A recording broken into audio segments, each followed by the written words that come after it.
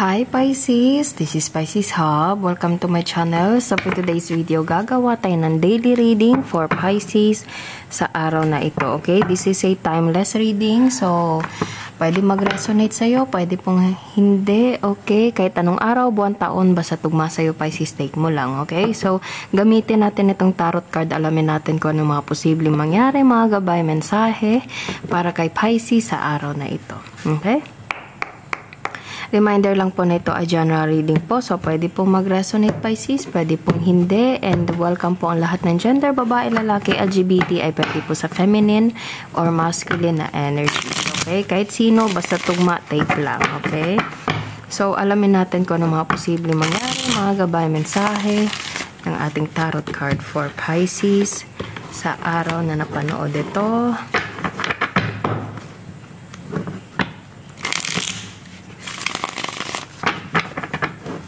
Any messages po for Pisces sa araw na ito? Mga gabay, mensahe, mga posibleng mangyari for Pisces sa araw na ito. Any messages po for Pisces sa araw na ito? Mga gabay, mensahe. May mga gustong mag-flip Pisces pero hindi siya nagpapakita o hindi tumutuloy. There's a Nine of Pentacles, abundance, financial,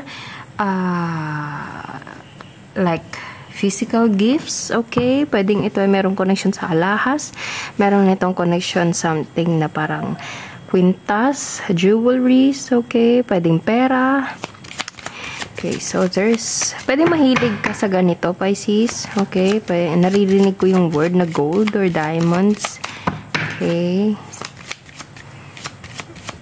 Ano po ito? There's the Chariot. There's something na parang traveling. It's either pwedeng meron kang makukuhang pera, Pisces, and posibleng ito ay merong connection sa pag-travel. Okay, there's an abundance. Kung hindi naman physical, like pera talaga, it is something like a big opportunity or abundance for you para sa the Chariot na ito. The Chariot card is a travel card, Pisces. Okay, and there's the World. So, posibleng ito ay merong connection sa ibang bansa. Okay, sa ibang lugar, sa malayong lugar, pwedeng ibang bansa, ibang syudad, ibang state, okay, na posibleng ito yung magagamit mo for you to go to this place, okay? Or, posibleng meron kayong connection, something na parang trabaho or travel na pwedeng magbibigay sa'yo ng a big abundance, Pisces, with this Nine of Pentacles right here, okay? So, merong travel, merong ibang lugar, and meron tayo ditong Nine of Pentacles, and there's a Ten of Swords. Medyo merong takot, okay? Medyo merong mga bagay na parang pangamba, takot, okay, with this Ten of Swords right here. Okay, so posibleng first time mo itong pumunta sa ibang bansa, Pisces, and pwedeng nakakaramdam ka ng takot, pwedeng nakakaramdam ka ng anxiety, okay, because of this new place, new journey, new travel, okay, na kumbaga bago sa'yo. Pero ito yung opportunity for you, Pisces. Ito yung opportunity na ibinigay sa'yo, dumating sa'yo, and kung ano man yung nararamdaman mo, it's normal. Okay? Pero, just enjoy. Enjoy this journey, Pisces. Enjoy this opportunity, abundance na nakalaan para sa'yo, ibinigay para sa'yo, Pisces. Okay? So, posibleng you're dealing with the Earth sign, Taurus, Virgo, Capricorn, Air sign, Gemini, Libra, Aquarius, Cancer sign po, okay? So, kuha tayo ng mga initials, random words, kung sino or ano po yung mga konektado for Pisces sa araw na ito. There's a calls, online or phone. Ano pa? Any messages po? Eyes. Ano pa? Flower, friend. Okay, there's a calls, online or phone, friend, eyes, flower, and then there's a city, 7, ano pa? There's an F.